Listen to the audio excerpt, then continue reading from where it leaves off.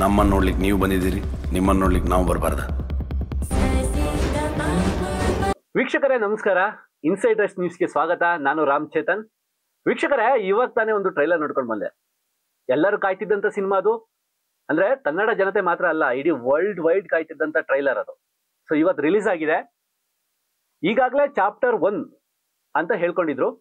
ಆದ್ರೆ Kantara cinema hit ಆದ್ಮೇಲೆ ಅದು ಚಾಪ್ಟರ್ 2 ಆಯ್ತು. ಇವಾಗ ರಿಲೀಸ್ ಆಗಿರೋದು ಚಾಪ್ಟರ್ 1 ಆಯ್ತು. ಈಗಾಗಲೇ ಚಾಪ್ಟರ್ 2 ಅಂತ ಹೇಳ್ಕೊಂಡಿದ್ದಂತಹ ಸಿನಿಮಾ ರಿಲೀಸ್ ಆಗಿ ಹಿಟ್ ಕೂಡ ಆಗಿತ್ತು. ಕನ್ನಡ ಸಿನಿಮಾ ರಂಗ ಸ್ವಲ್ಪ ಬೀಳುವ ಸಂದರ್ಭದಲ್ಲಿ ಈ ಸಿನಿಮಾ ಬಂದು ಸೃಷ್ಟಿಸಿದ ಹವಾ ಇದೆಯಲ್ಲ, ಎಲ್ಲ ಕಡೆ ಹಲ್ಚಲ್ ಎಬ್ಬಿಸಿತ್ತು. ಆ ಸಿನಿಮಾ ಬೇರೆ ಯಾವುದೂ ಅಲ್ಲ, ಕಾಂತಾರ ಚಾಪ್ಟರ್ 2 ಅದಾಗಿದೆ ಇವಾಗ. ಬಟ್ ಇವಾಗ ರಿಲೀಸ್ ಆಗಿರೋ ಟ್ರೈಲರ್ ಚಾಪ್ಟರ್ 1. ಈ ಸಿನಿಮಾದಲ್ಲಿ ಅಂತದ್ದೇನಿದೆ, ಟ್ರೈಲರ್ ನೋಡಿದ ತಕ್ಷಣ ಹೇಳ್ಬೋದು ಇದು ಬಹು ನಿರೀಕ್ಷಿತ ಸಿನಿಮಾ, ಹಾಗೆ ಪೈಸಾ ವಸೂಲ್ ಸಿನಿಮಾ ಅಂತ ಹೇಳ್ಬೋದು. ಥಿಯೇಟರ್ಗೆ ದುಡ್ಡು ಕೊಟ್ಟು ಬರುವಂತ ಜನಗಳಿಗೆ ಯಾವುದೇ ರೀತಿಯ ಲಾಸ್ ಆಗಲ್ಲ ಅಂತ ಈ ಟ್ರೈಲರ್ ಮೂಲಕನೇ ಹೇಳ್ತಿದ್ದಾರೆ. ಯಾಕೆ ಸಿನಿಮಾ ಥಿಯೇಟರ್ಗೆ ಬರಬೇಕು ಅನ್ನೋದು ಇದರಿಂದ ಗೊತ್ತಾಗ್ತದೆ. ಆ ಟ್ರೈಲರ್ ಅಲ್ಲಿ ಏನಿದೆ ಅಂತ ಸ್ವಲ್ಪ ಕಣ್ಣಾಡ್ಸೋದಾದ್ರೆ, ವೀಕ್ಷಕರೇ ನೀವೆಲ್ಲ ಚಾಪ್ಟರ್ 2 ಕಾಂತಾರ ನೋಡಿದ್ರೆ ಅದರಲ್ಲಿ ಶಿವ ಅಂತ ಒಂದು ಕ್ಯಾರೆಕ್ಟರ್ ಬರುತ್ತೆ. ಆ ಶಿವ ಕ್ಯಾರೆಕ್ಟರ್ ಏನ್ ಮಾಡುತ್ತೆ ಅಂತ ಹೇಳಿದ್ರೆ, ಅವ್ರ ಅಪ್ಪ ಕಾಣೆಯಾಗಿದ್ದಂತಹ ಜಾಗಕ್ಕೆ ಬಂದು ಅಲ್ಲೇ ಮರೆಯಾಗಿರುತ್ತೆ. ಆದ್ರೆ ಅದನ್ನ ಇದರಲ್ಲಿ ಕಂಟಿನ್ಯೂ ಮಾಡಿದ್ದಾರೆ. ಹೆಂಗ್ ಕಂಟಿನ್ಯೂ ಮಾಡಿದ್ದಾರೆ ಅಂದ್ರೆ, ನಮ್ಮ ಅಪ್ಪ ಇಲ್ಲೇ ಯಾಕೆ ಕಾಣೆ ಆದ್ರೂ ಅನ್ನೋ ಕುತೂಹಲ ಆ ಹುಡುಗನಿಗೆ ಬಂದಿರುತ್ತೆ, ಯಾರೋ ಶಿವ ಅನ್ನೋ ಕ್ಯಾರೆಕ್ಟರ್ಗೆ. ಅದ್ರ ಮೂಲಕ ಈ ಸಿನಿಮಾದ ಟ್ರೈಲರ್ ಆರಂಭ ಆಗುತ್ತೆ ಪ್ರೇಕ್ಷಕರೇ. ನಂತರ ನೋಡೋದಾದ್ರೆ, ಹಳ್ಳಿಯ ಸೊಗಡು, ರಾಜ ಅಲ್ಲಿನ ಆಳ್ವಿಕೆ ನಡೆಸ್ತಾ ಇರ್ತಾನೆ.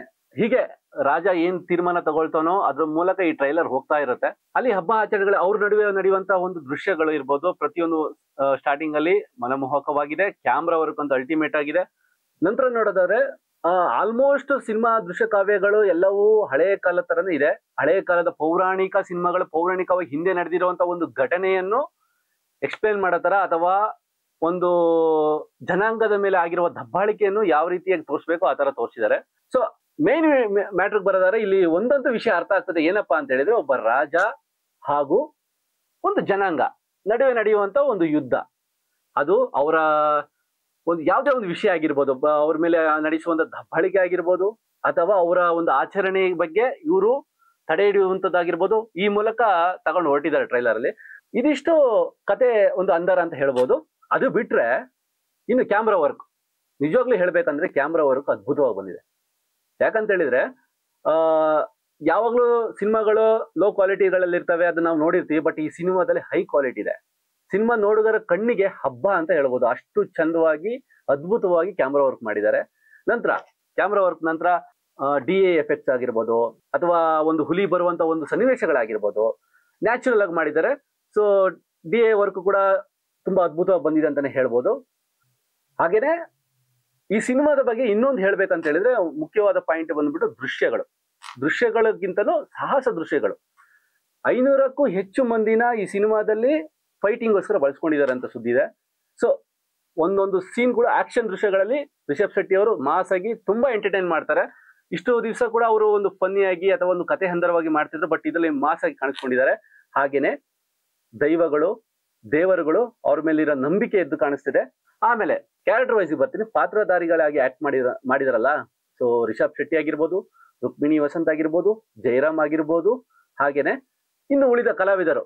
ಮತ್ತೊಬ್ರು ಬಗ್ಗೆ ಮಾತ್ರ ಹೇಳಲೇಬೇಕು, ನಾವೆಲ್ಲ ಅವ್ರನ್ನ ಮಿಸ್ ಮಾಡ್ಕೊಂಡ್ವಿ, ರಾಕೇಶ್ ಶೆಟ್ಟಿ ಅಂತ ಹೇಳ್ಬಿಟ್ಟು. ಅವರು ಕೂಡ ಒಂದು ದೃಶ್ಯದಲ್ಲಿ ಬಂದು ಹೋಗ್ತಾರೆ. ಹೀಗೆ ಕ್ಯಾರೆಕ್ಟರ್ ವೈಸ್ ತುಂಬಾ ಅದ್ಭುತವಾಗಿ ಯಾರ್ಯಾರಿಗೆ ಏನೇನು ಪಾತ್ರಗಳು ರಿಷಬ್ ಶೆಟ್ಟಿ ಅವ್ರು ಕೊಟ್ಟಿದಾರಲ್ವಾ, ಆ ಪಾತ್ರಗಳು ಅವರಿಗೆ ಜೀವ ತುಂಬೋ ತರ ಇದೆ. ಸೊ ಹೀಗೆ ಮುಂದೆ ಬರೋದಾದ್ರೆ, ಸಿನಿಮಾ ಎಲ್ಲರೂ ಕೂಡ ಕಾತರದಿಂದ ಕಾಯ್ತಿದ್ದಾರೆ. ಈಗಾಗಲೇ ರಿಲೀಸ್ ಡೇಟ್ ಕೂಡ ಅನೌನ್ಸ್ ಮಾಡಿದ್ದಾರೆ. ಮುಂದಿನ ತಿಂಗಳು 2ನೇ ತಾರೀಕು ರಿಲೀಸ್ ಆಗ್ತದೆ. ಇನ್ನಷ್ಟು ಎಷ್ಟು ಅಲ್ಚಲ್ ಎಬ್ಬಿಸಿದೆ ಈ ಸಿನಿಮಾ, ಹಾಗೆ ಪ್ರೇಕ್ಷಕರಿಗೆ ಎಷ್ಟು ಇಷ್ಟ ಆಗುತ್ತೆ ಈ ಸಿನಿಮಾ ಅನ್ನೋದು ನಾವು ಕಾತರದಿಂದ ನೋಡ್ಬೇಕಾಗಿದೆ. ಟ್ರೈಲರ್ ಬಗ್ಗೆ ಒಂದೇ ಮಾತಲ್ಲಿ ಹೇಳೋದಾದ್ರೆ, ಅದ್ಭುತವಾಗಿದೆ. ಎಲ್ಲರೂ ಕೂಡ ನೋಡ್ಲೇಬೇಕಾದಂತ ಸಿನಿಮಾ, ಕನ್ನಡದ ಹೆಮ್ಮೆ ಅಂತ ಹೇಳ್ಬೋದು. ಕನ್ನಡದ ಸಿನಿಮಾ ಒಂದು ಲೆವೆಲ್ಗೆ ಹೋಗಿ ಈ ಟ್ರೈಲರ್ ಸಾಕ್ಷಿಯಾಗುತ್ತೆ ಅಂತ ಹೇಳ್ಬೋದು. ಸೊ ನೋಡ್ಬೇಕು, ಸಿನಿಮಾ ರಿಲೀಸ್ ಆಗಿ ಇನ್ನೆಷ್ಟು ಮಟ್ಟಿಗೆ ಹೆಸರು ಮಾಡುತ್ತೆ ಅಂತ ಕಾದು ನೋಡ್ಬೇಕಾಗಿದೆ.